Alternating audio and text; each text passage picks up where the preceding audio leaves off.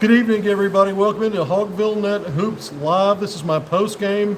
A little later than I wanted it to be. I actually had two articles that I was filing tonight, one for Hogville, and I was also writing tonight for the Associated Press. So I had a little bit extra time that I spent on some of that stuff. And I did not attend the post game presser, which I'm used to doing. I'm accustomed to doing that, asking questions of players, John Calipari.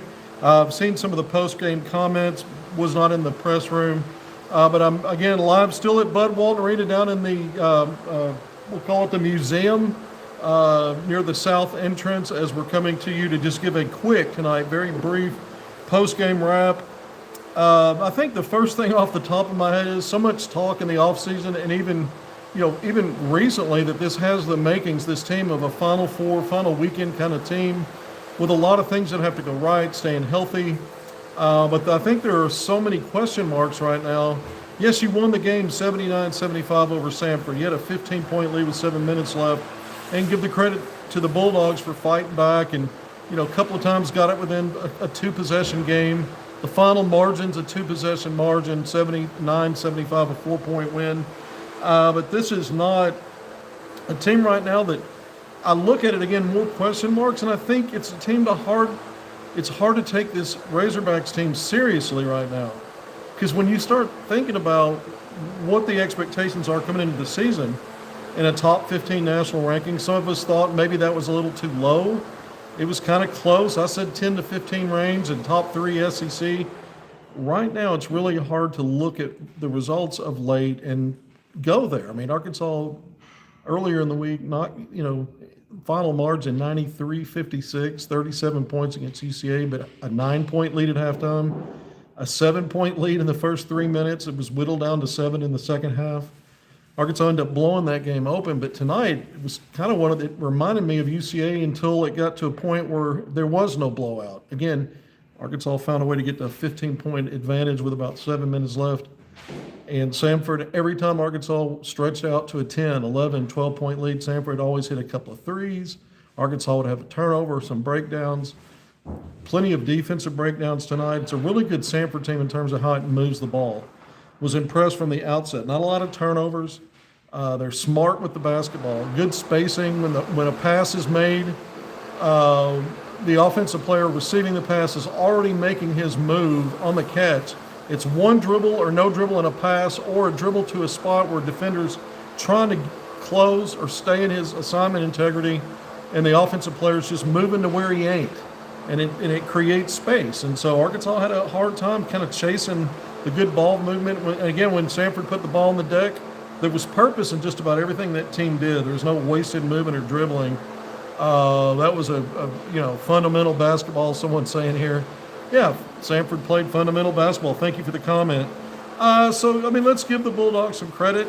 Lenny Acuff, his teams have given Arkansas trouble in the past when he coached Lipscomb, a team that, Arkansas preseason coming into it, and Eric Patrick Musselman's swan song in North Little Rock. We know that can be a weird place sometimes, Simmons Bank Arena, in terms of how mid-majors have fared in that building. But Arkansas went to the wire with a 3-point win over Lenny Acuff's Lipscomb team a few years ago. Now he's at Samford, and again, his team's different coaching staff for Arkansas, but this was a struggle bus, I thought, for Arkansas tonight for a lot of reasons. You've seen some really odd things. Your two true freshmen are your leading scorers on the season. Once again, that's the case tonight. DJ Wagner's been pretty steady most of the year, a low-volume, double-figure type scorer, not taking a lot of shots, playing good defense, not perfect, but doing good things out there. So your backcourt, which to me was going to be the biggest question mark because of the true freshmen, have been more consistent game in and game out. And you guys like Trevor Brazil, who missed the last game with minor back spasms, I guess, back tonight and played well. Carter Knox missed the first game of the season. First game that he played was against Michigan State. He had a stinker. Then he comes back and has a big game the next time Arkansas played, and that was against UCA. 19 points and 10 rebounds, a double-double. And tonight, Knox did some good things at times, but not his typical self. But Brazil, after having a stinker also against Michigan State, responds and, after missing the last game, and actually has a pretty decent game. So some of your more veteran guys out of your retention that you're counting on a lot, it's been a mixed bag, a little bit up and down yo-yo as Arkansas is still trying to figure out and find its way. I think a couple of things to add into this. Billy Richmond, the third tonight, I thought was huge for Arkansas, especially in the second half of the game where he was getting on the offensive glass and extending possessions. When Arkansas built that 15-point lead, part of that was, some of that just effort, energy, extending plays by Billy Richmond III. It really came through for the Hogs tonight. Malik Ewan has been, let's say it, I'm going to say it out loud. Let's just say it, Ewan has not lived up to expectations. And tonight was just another one of those games where you look at it and you're wondering, is he buying in? Is he getting does he understand what's expected? Or is it just a matter of he's trying in his way and can't quite get there yet? We've seen that before with players, but here's a veteran guy. He's been around the block, He's been nowhere near the producer that he was coming out of Florida State. And we're not just talking about scoring. I think his offense is one thing we thought would be there. Well, for the most part, it hasn't. But the glass work, you don't have to have everything figured out offensively, but you can get on the glass when you're in the game. You can play with effort, and you're 6'10", and you're not rail thin. You got a good frame on you, and so how you're going through some of these games in the minutes you're getting and not scratching much on the glass. And he only played 8 minutes tonight, so strange game for Arkansas. The Razorbacks were averaging 33-point shots a game. They fall in love with the three-point shooting so far this year. I've said I don't know that I really don't feel like that's probably a strength. Tonight, they shot several early in the game. They started 5 of 7. And from that point forward, they only took 10 more the rest of the game. So, for 3 quarters, basically, they only took 10 more threes after taking 7 in the first 10 minutes or so and making 5 of them. So they basically, for the first, it was by far their lowest volume of shot taking from 3. It was 26, 28, 34 in the last game. And so game 4, they were down to 17. Much fewer attempts, but playing to the strengths, I'm not sure exactly what those are right now. Other than, Darius Acuff Jr. and Malik Thomas have been consistently productive. They make freshman mistakes. Not all their possessions are great. Each of them had 2 turnovers tonight on a night when both teams were below 10 double digits in turnovers. Each team had 9, I think. 9 to 8, actually. Samford had 8 turnovers, Arkansas 9. But let's go through it. Darius Acuff leads the Razorbacks, 20 points. Very efficient, 7 to 13 overall, 2 of 3 from 3. 4 or 5 at the foul line. He did miss one late when Arkansas was trying to close the game out, but at the time, I think Arkansas still had a 3-possession margin lead with under a minute when he missed one of those. But 4 or 5 from the line, 80%, you'll take it. 5 assists to lead the team. So he led the team in scoring, led the Razorbacks in assists, 3 rebounds and a couple of turnovers, like I mentioned. Malik Thomas, again, a stat sheet stuffer. Just another one of those games. Not all that efficient from the field tonight for his 17 points, but he made all 6 of his free throw attempts. 8 rebounds, and that led Arkansas. We know he's done that in the exhibition season. He's been one of the leading rebounders, consistently showing he's going to do it. 4 assists. So he and Acuff are your top playmakers distributing the ball as facilitators. They're such good shot creators, so good with the ball in their hands. Yeah, there's still time to mess before Duke, but man, Duke's a tough team. That is a team that can play multiple ways. They can grind you in a half court. They can get out in transition. They've got I'm not saying they got a bunch of pros, but they got at least one, probably more than one pro on that team. But they play a tougher brand of basketball right now that I think Arkansas has. But going back to Malik Thomas, the 8 rebounds, 4 assists, 2 steals, 2 turnovers. But he and Acuff are such good shot creators for themselves that they're also doing a good job of picking and choosing and setting teammates up instead of taking all the shots. They're taking most of the shots, but they are getting off the ball, and it's helping Arkansas, here and there consistently. Between the two of them, you're getting some playmaking and not just their own shot taking. Brazil tonight, 15 points. 6 of 14 from the field. He was only 1 of 5 from 3. He took some threes. He took the bulk of them. So 5 of 9 on 2-point shots, 2 of 3 at the line, but 7 rebounds and a block shot for TB. And we've talked so much about how he's improved his drive game and shot creation. He had some nice little finishes driving into the paint in that 8 to 12 foot range, turning over his shoulder. He had a little lefty runner, baby hook. He had another that he used his right hand, went over his left shoulder, and was a little further out, 12 to 13 feet, as he got his at least 1 foot in the paint. Really nice shots. Those shots have not been falling for him per se, and now we're starting to see a little bit of that. So there's some positives there. Again, pretty good game for TB, I thought. Billy Richmond, going back to him, 10 points tonight, 5 rebounds, 4 on the offensive glass, and he was just living on that offensive glass in the second half. And when you realize how close this game ended up being, you needed every one of those hustle plays and extended offensive possessions that Billy Richmond III provided. But he had a block of steal. You know, Billy's always doing more than one thing out there. DJ took only 5 shots tonight, made 3 field goals, 1 of 2 from 3, 2 of 3 at the foul line, but 10 points for him, 3 rebounds and a couple assists.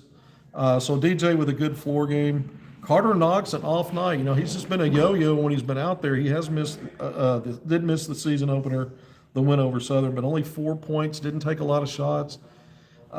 6 rebounds, though, a couple of assists. He did have 2 turnovers. He's had a little bit of the turnover bugs early this season. I think he's still trying to figure out how he fits in, because here's a guy that comes in with preseason All-SEC status, as does DJ Wagner. But when you look at volume of production, they're not necessarily consistently getting enough shots up in that kind of diet that you probably need to statistically to be in that. But you want to play the right way and contribute to winning. And I think right now they're still trying to figure out how to mess with Acuff and Leak, who are they're really dialing up Arkansas's offense for the most part. I mean, it's running through them. Acuff defensively got a long way to go. Leak makes plays defensively, but also a long way to go for him. You know, Nick Pringle, who's been consistently, 7, 8 points, 7, 8 rebounds, block a few shots here and there.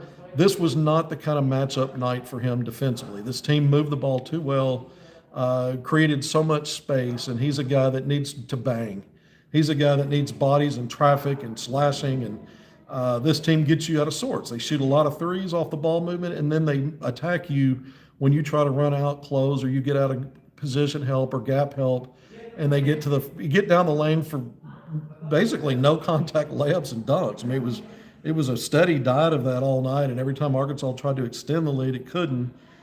Just again, a really well coached Samford team, and gave Arkansas fits all night. Didn't allow the Razorbacks to ever really get comfortable. I thought the 15-point lead with 7 minutes left might have been a turning point. This might have snowballed into what happened to UCA. Absolutely not. Samford saw to that, but not a night for Nick Pringle. 0 points, 1 rebound in 18 minutes. I mentioned Ewan, man. I wrote his down somewhere. 8 minutes, 2 points. He got a dunk on a nice pass. 0 rebounds. For Malik Ewan in 8 minutes, 1 of 3 from the field, and there's probably too much of a finesse element to him when I watch him and what Arkansas needs, because TB is not going to be a lane clogger or a space eater, physical kind of guy. He plays better through contact and taking on physicality, but that doesn't mean he's a physical player. Pringle's probably the most physical of the 3, obviously. And you thinking Ewan, well, maybe he wasn't going to be, some guy just moving everybody around. But when you're averaging 7.5 rebounds in 26 minutes in your prior stop, and it's a good mix of offensive rebounds and defensive, you're thinking, okay, big body, he's going to mix it up in there and get some boards. I just haven't seen it. Arkansas's an enigma. At times, I think their offense is ahead of the defense. Other times, I think the defense is ahead of the offense. And I don't think either one of them are good enough right now to start falling back on this, don't worry about it. This is a final weekend kind of team. We've said it forever, but there's proving that has to be done. Just because you're having games like this doesn't mean you won't get better and improve it, right? Arkansas solved a lot of issues last year and became a really good team, and a lot of it was injuries, but it was also guys like Nellie Davis who was dealing with injuries and trying to figure out how to fit in. And I mean, you could go down the list. So I'm not saying this team can't get there. I'm saying we thought this team was going to come in pretty tough with the retention, a lot of veteran guys, all that talent. and guys that knew the assignment, how they started implementing team stuff, when they were working in June and July, something they didn't do at that time the previous year, in year one under Calipari. They didn't have enough bodies and they were injured and they did a lot of individual development. This time around, they started installing stuff months ago. And it just doesn't feel like right now that Arkansas is able to impose its will. It hasn't. It looked better in the exhibition season against better competition, quite frankly. Cincinnati and Memphis. Slow start against Memphis, but poured it on and just kept pouring it on. Had a good first half against Michigan State. And since then, I think this team, despite ending up blowing out UCA, I just don't think Arkansas hasn't been physical. It's not winning a lot of the blue-collar battles. And if it does, it's not enough. It's surprising to me that this team has really launched as many threes as it did coming into tonight. And it kind of started that way tonight. And if you're hitting them, you're thinking, well, what's the problem there? I think this team's got to figure out how to be a downhill team and where that clicks for a lot of players. And then you're playing inside out. And I think Arkansas is doing a lot of outside in. And tonight they really pulled back on it in the second half, even the final 10 minutes of the first half on the three-point shots and, untimely turnovers, an offensive foul turnover. Arkansas, some of the shots they took, the idea was good, the drive was good, million-dollar drive, nickel finish. There was some of that tonight. And then just defensively, not able to sustain stretches of success on the defensive end. Comments flowing in. I want to thank everybody for doing that. I appreciate it. Those of you on here late, nearly 20 minutes in. Let's just run through it. I ran through the individual stats. Arkansas finishes the game 28 of 62, 45.2%. Not a good second half. Not a good second half at all, shooting the ball. But that's the final number. I mentioned 6 of 17 from three. Arkansas was 5 of 7 early and went 1 of 10 after that. And you're glad. Dial that down a little bit. Attack. Arkansas did do that. Got on the offensive glass too. I mean, it's not all negative. I mean, you had to make plays to win this game, right? You only won by 4. But Arkansas only trailed early, like for 17 seconds. I think they went down 4-3 or 5-4, got the lead right back and led the rest of the way. 10, 11, 12-point lead, down to 6, down to 4, back to 10, down to 4, up to 15. Just one of those seesaw deals, but Arkansas never relinquished the lead. And truthfully, Samford never, down that stretch, got within a 2-possession deficit. In other words, 1 possession and hitting a 3 wasn't going to be enough to tie the game or take a lead. They'd still be trailing, and they were never able to get it to a 1-possession deficit. Doesn't matter. It's a too close for call for a team that's supposed to be what we've said Arkansas could be. But 6 of 17 from 3, 35.3%. It's not dreadful. And again, I'm still trying to figure out, does this team know who it is yet? I think they're further away from knowing what they are than I would have imagined, even this early. So I'm not surprised by it because it is early, and it's not everybody came back. But at the same time, again, because of the stuff they started working on back in June, I felt like maybe some of these stumbles are having against, not in a losing manner, but struggling. And against some of these mid-majors at home, I just didn't expect that. And for Arkansas to seem very curious about what it is. I think this team is still trying to figure it out. It's hard to take this team seriously right now. I don't mean to say the Razorbacks are a joke. What I'm saying is I'm not seeing a consistent anything right now to say, okay, I can, they're serious about doing this. They take care of this. Night in, night out. They're doing this. They're not there yet. They're kind of all over the map. Am I off? Am I being too harsh? They're 3-1. Did I mention that Arkansas is 3-1? Back-to-back wins, both here at Bud Walton Arena. This was the second of a 4-game homestand. But at the free throw line tonight, this is encouraging. 17 to 22, 77.3%. This team shot the ball in the 60s in exhibition play. Over 86% against Southern in the opener. In the 60s against Michigan State, you lose by 3, you made 3 fewer free throws, and you shot a worse percentage than Michigan State that night. You could throw everything else out the window and just boil it down to that. And then Arkansas has been solid in these last 2 games at the free throw line, over 80% against UC. Tonight, high 70s. No complaints there. So, Samford 28 of 68, 41.2%. Samford shot over 45% though in the second half. And that was problematic for Arkansas. 10 of 29 from three. Efficiency wise, just a tick below Arkansas at 34.5%. 9 of 10 at the line, 90%. Arkansas made 8 more free throws on a night where you won by 4 points. The free throw line was the difference. Samford made 4 more threes than the Hogs. Total rebounds +1 for Arkansas. I mean, this is a problem. This is a problem. I know they were finished +12 or 14 against UCA, but 38-37 advantage Arkansas. Offensive rebounds, first opponent that Arkansas has held below a double-digit offensive rebounding night. But each team got 9, so you offset there. But in the second chance points, most of those come off of those offensive rebounds. Samford 10-7. It seems like every team has an advantage in second chance points. That was the case here again. 10-7 +3. I mentioned turnovers earlier. Samford 8, Arkansas 9. So Samford +1 in the turnover department. Points off turnovers also advantage Samford +4, 9-5. Bench scoring 28-17 advantage Arkansas. Arkansas +8 points in the paint again.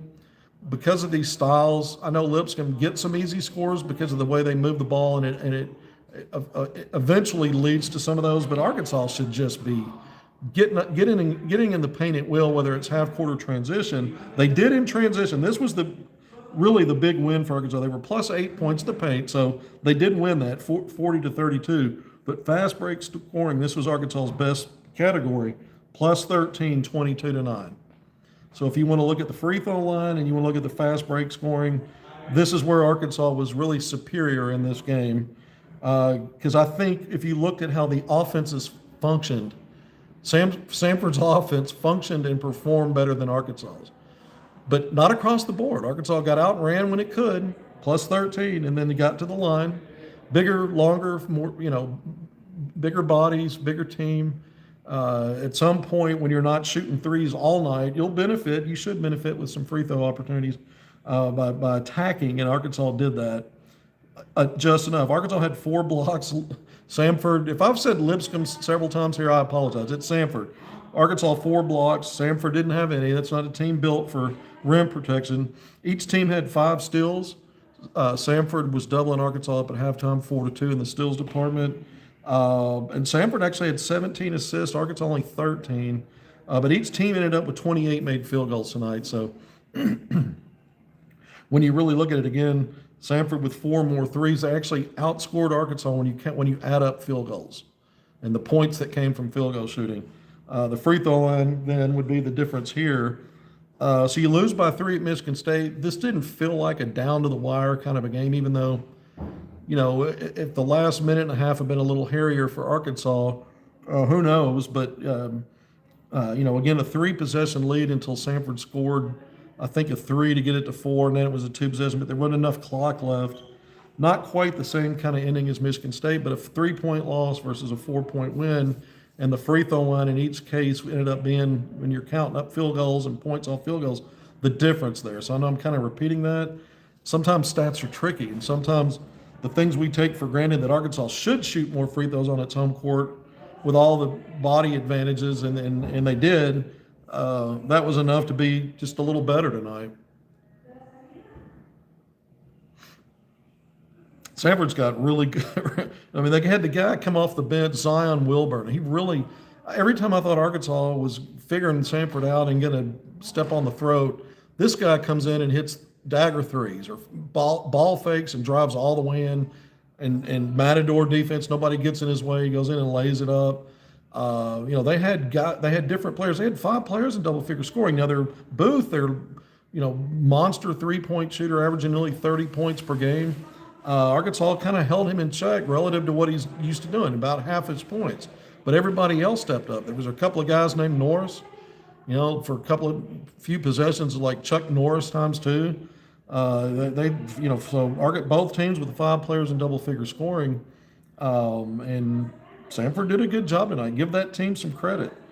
But again, I look ahead now. Arkansas's got 2 multi-team event opponents. It's odd, right? They're part of the same contract, but Arkansas plays them separately. That's Winthrop on Tuesday. What's going on in Budwell Arena? Winthrop on Tuesday back in this building, and then on Friday it is Jackson State, and that's it until you play Duke.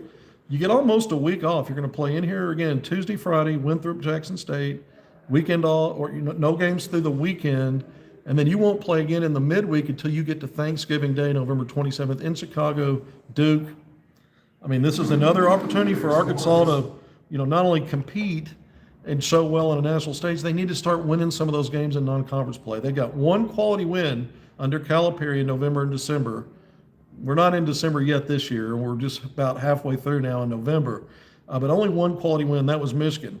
A lot of opportunities coming up. This team, looking at it right now, before I said I think Arkansas can go 3-2 in some of these games. You hope for better than that.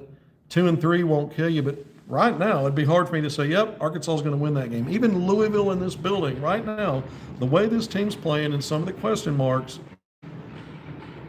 I'm not saying I predict Arkansas would lose those, but not certain about any of them going into it. Certain that Arkansas is in the advantageous position. Arkansas should be the favorite. Arkansas would have to have an off night to lose this game. I'm not in that position right now. And certainly we can get there. We can get there. I just think Arkansas's got to really turn a page here and start figuring some things out. It would be nice if guys can stay healthy, the entire roster available game to game. I know in some of these games you consider to be bye games and home wins, which you think they should be. It's a chance to give guys rest or let them heal up. I get it. But at some point, once you get to Duke, it's Louisville's next. And you have a few bye games sprinkled in, but then it's Texas Tech.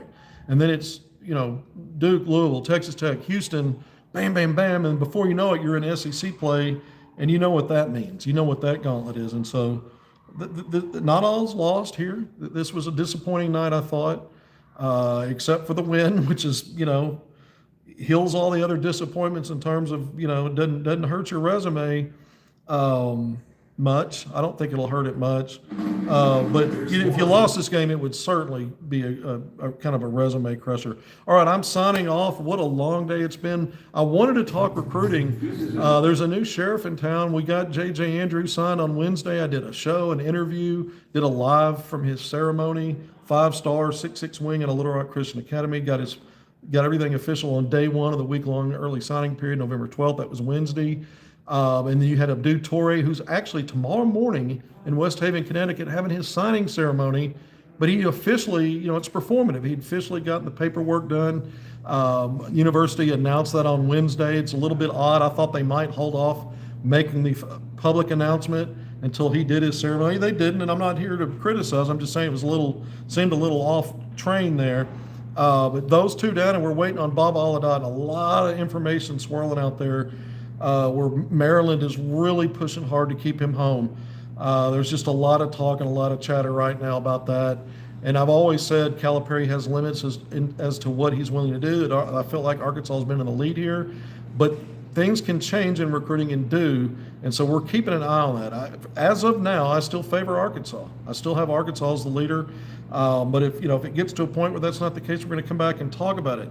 But speaking to J.J. Andrews, I got to see him play last night, went and watched him play, kept his stats, 32 points, 22 rebounds, 4 assists, 4 steals, and 3 blocks, in a loss to North Little Rock Christian Academy, 5A loses to 6A North Little Rock, a good team. And I want to tell you about a new player. I actually talked a lot about him last year. Started as a 9th grader at North Little Rock, charging Wildcats. Class of 2028, Elijah Bryant. 6'2" guard, insane elite arm length, good athlete, one of the best shot creators I have seen come out of Arkansas. He's a sophomore, and that is a huge statement because I've seen a lot of great ones. This young man has a bag and a skill set, and he is fearless. He's got a green light. He has unlimited range from 3. It's a quick release. He shot some over JJ last night, and then JJ tried to close on him a few times, and he had no problem attacking JJ. 34 points game high, was efficient, made 5 threes, 10 rebounds out of the guard spot, deflections all night, 3 steals, made big plays down the stretch at both ends, getting on the glass, making defensive disruptions. North Little Rock wins that game, and I was blown away. Go check out my Twitter highlights. I mean, this kid was good as a ninth grader, starting for a 6A team, North Little Rock, a proud program. But he wasn't the guy that players develop, progress, all that. This dude's a mercenary, man. He is a high major prospect. His dad came up to me. We know each other, and we talked a little bit about it. And he's like, "Yeah, it's been kind of quiet recruiting right now." And I'm like, that'll be different by tomorrow. I promise you that. Arkansas coaches got involved pretty quickly, at least a couple of staff members I'm aware of. And the next thing you know, Arkansas has reached out this morning, to Elijah Bryant, the 6'2" guard at North Little Rock. So we'll see where that goes. He played with the other class of 2028, Anthony Spratt Jr., that's at Benton, that has that Calipari offer, the 6'6" wing. Now he's going to go head-to-head with JJ Benton against Little Rock Christian on Saturday. I'm going back down the hill. I'll be getting home around 3 a.m., and then I'll be back out to watch that matchup. But Spratt Jr., also class of 2028, just like Elijah Bryant, they were teammates on the 15 and under Brad Bill Elite over the summer. And so those guys are very well aware of each other, the same classification. They've been playing in the Brad Bill program. But Elijah Bryant is a special talent, man. This dude is, remember the name, folks. I always bring him first. I'm courtside for all that. I don't just talk about basketball on a podcast. I actually go cover it. I think that's important. Everything else is just something you're borrowing and selling like you were there, but you weren't.